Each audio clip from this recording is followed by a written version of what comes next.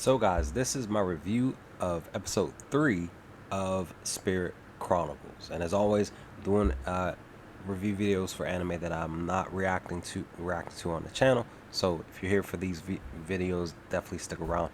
But if you're here for the reaction videos, still stick around. But with that, let's jump into episode 3 of Spirit Chronicles. Let's get it.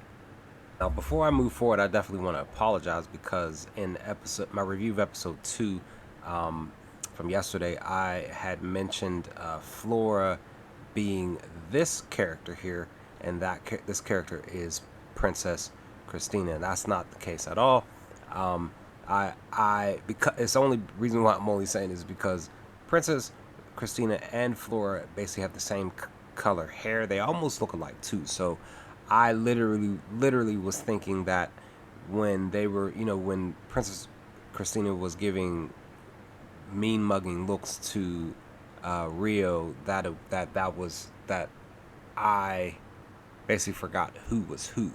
And even the blonde haired young lady, we literally don't get her name until this episode. So it was just like I was trying to remember, I was trying to basically tell who was who, and I just couldn't do it. So again, I apologize in this moment in time, and I got the right names per the two characters here. This is Princess Christina, and the other young lady who has the purple hair, who Rio saved in episode 1, is Flora. So we've got that rectified. Let's move on with my review of episode 3, guys. Now, this episode was centered around magic. The title episode is Kingdom of Lies, and this episode was definitely centered around magic and the use of it. They basically were in this class talking about magic. Celia had Alphonse and his partner here show them how to use magic from their own perspective here, as you see in the image. But it wasn't enough, because Celia was able to actually do was basically able to show how a magic user is only as strong as the knowledge that they have currently. And of course, like I said, she shows them right after this moment. And that moment is right here, where she just literally just like she closes all of the windows, basically like shuts them down, lights are out, and she shows them from her own knowledge and uses of magic, specifically lightning. This is the magic that she wanted Alphonse and his partner to do to show the class that she was like basically saying, like, well, per the person in knowledge, this is what lightning would look like if you were knowledgeable and strong enough to be able to use it. So she literally did her own example of what it would look like. Now, these lightning orbs were spinning around and basically formed one powerful lightning orbs, which was really cool to see. And as we see, Rio was able to do his own little very tiny miniature version of what Celia had shown to the class, where he just basically said that he's unable to conjure up like a covenant spell type of thing to be able to do it, but he can at least reproduce the magical technique by imitating that which I want to say that which is in front of him. So his magic ability isn't as strong as Celia's, but he can still hold. It seems to me that he can still hold his own in a fight. And of course, we actually get an example of that a little bit later on in the episode to come. Now, as we move forward in the episode, we're basically focusing more on, like I said, the magical side of the episode in this review, where basically Alphonse had set up something to where he wanted to take the class out on a little bit of a practice, like a practice run of using magic, going out into this forest where basically there are monsters out there, but he just wanted them to practice. But with that practicing, he also mentions to the classroom, again, this is one of the reasons why I don't like his character. He mentions to the classroom that he had his soldiers scan the area, and basically go to specific areas that are not as enemy focused. There's not that a lot of the enemies aren't that strong.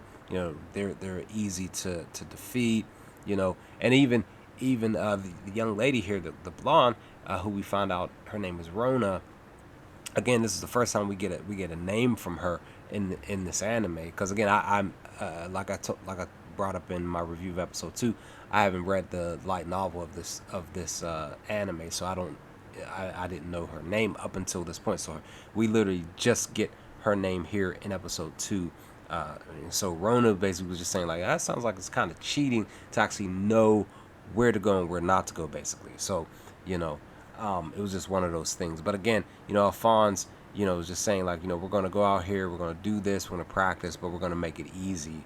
But at the same time, his buddy there made Rio carry their bags, basically. Basically like, yeah, Commoner, you carry our bags and don't try anything funny.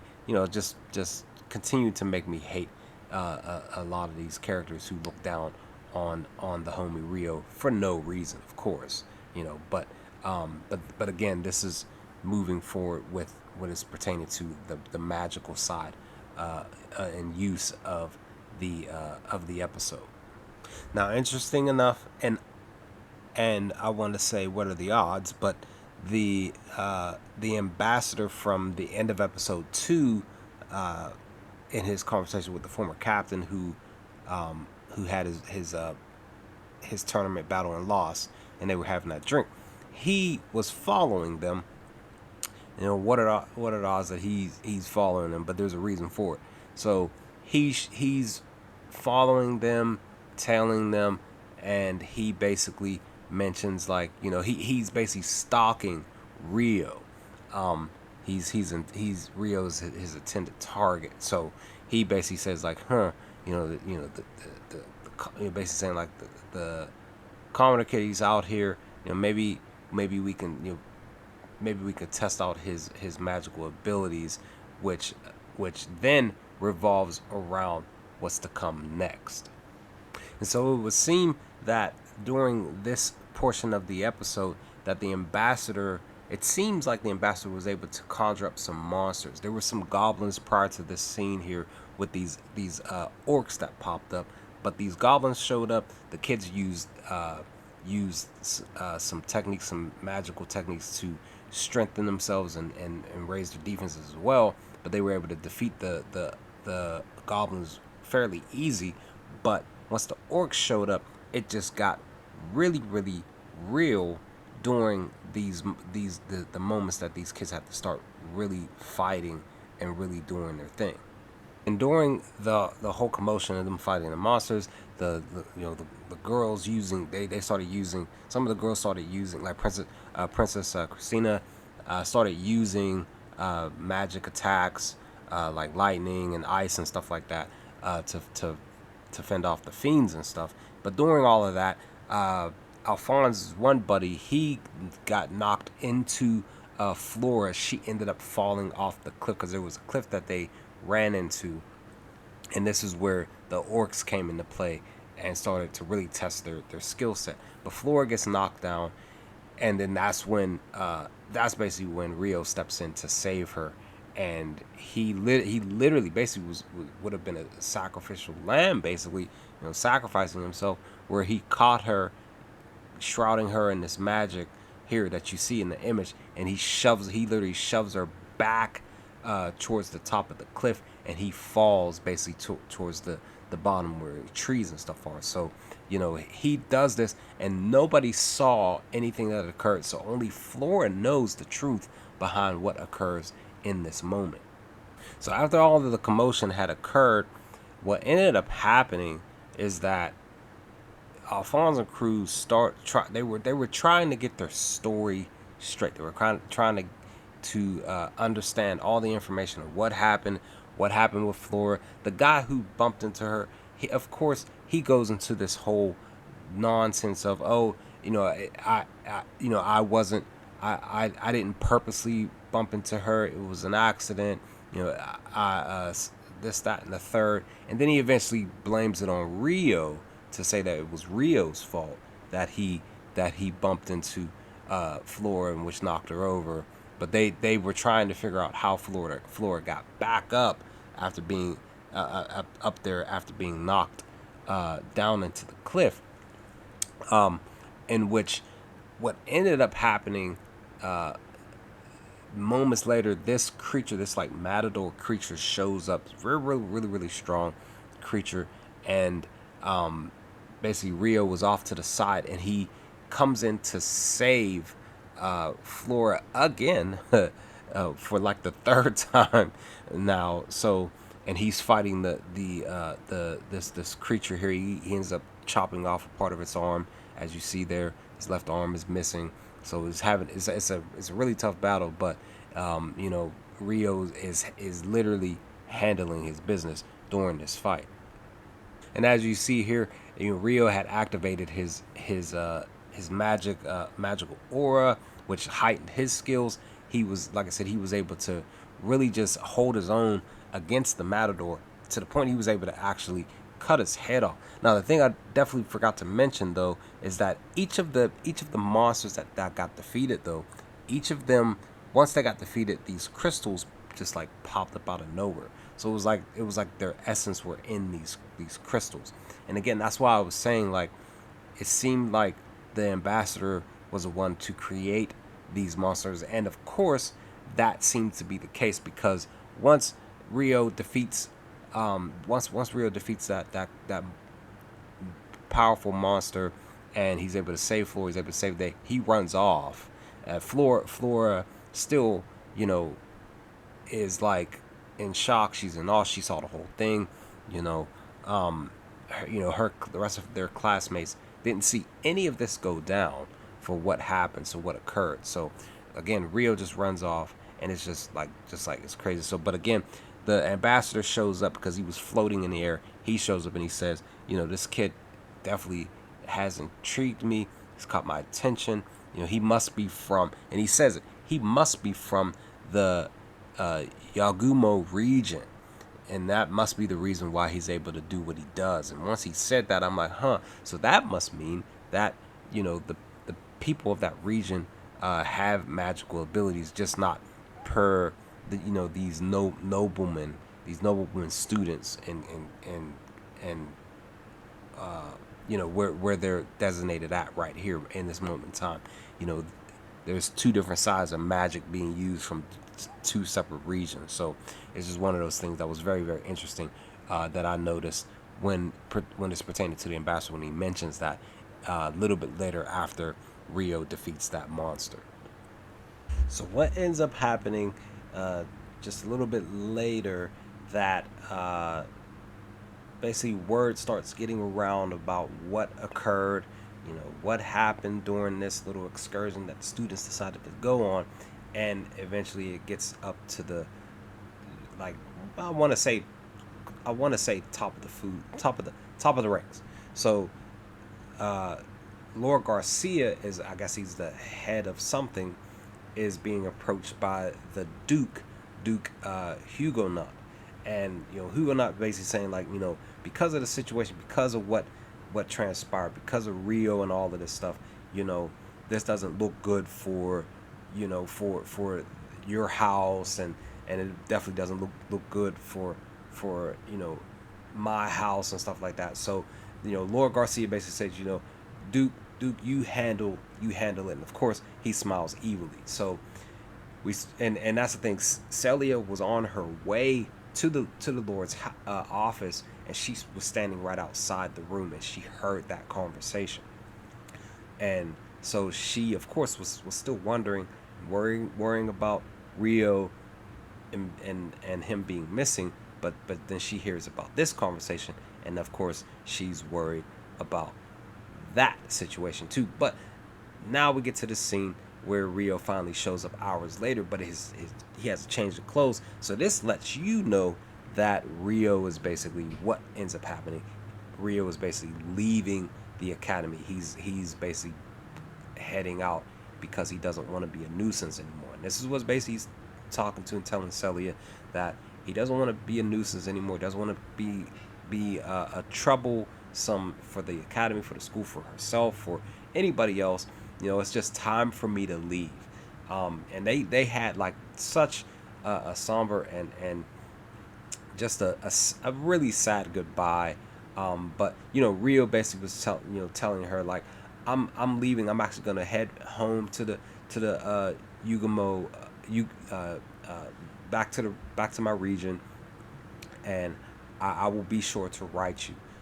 But he also says during this conversation that in the midst of me doing that, I'm actually gonna write you by a different name, just because I'm gonna change it up just so that I can still reach out to you. And that name, of course, is his past life name, which is Haruto.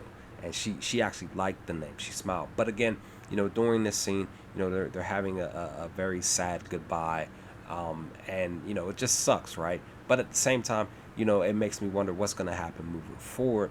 Once he gets home, gets back to the region, and he hopefully finds his mother and his people and stuff like that. Maybe they'll be able to teach him how to really control his magical abilities and be able to use them much more correctly, much more fluently.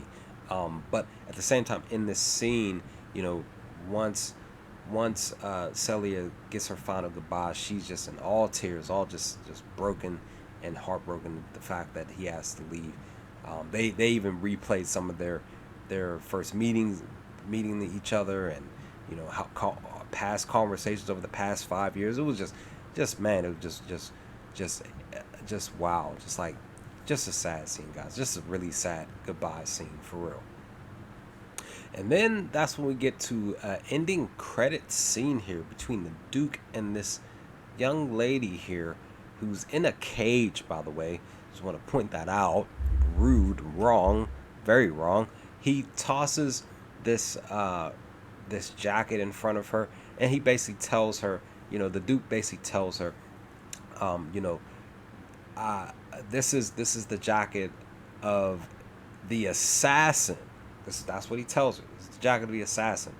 He's a 12-year-old male. He goes by the name of Rio. She gets up, she sniffs the jacket, and he tells her, I want you to find him. I need you to find him for me. And he calls her by her name, Latifa. Once he says that, I'm like, okay, all right, this is the character's name. So it makes me think like he's hiring this person to either do one of two things: just search out Rio and scout for him, or search out Rio and actually find him and kill him. It's not from my knowledge, from my remembrance, it's not fully understood what the reason why he goes to her to have her search out Rio. So it's just very interesting ending to the scene, to the episode, guys. But I enjoyed the episode all in all. I enjoyed the fight scenes and all of that, the magic use and all of that. It was just really, really fun to see Rio do his thing, and even the students, some of the classmates, because again, we really didn't see that much magic being used within the past couple episodes, but just in those moments of episode 1. So just to see some of the kids do use magic was just really cool to see. But I enjoyed episode 3, guys. What did you all think of episode 3 when we sat down to watch it? Leave some comments in the comment section if you feel up to it. What you all think of this review? But other than that, I will talk to you all next time with more Spirit Chronicles. Peace, guys.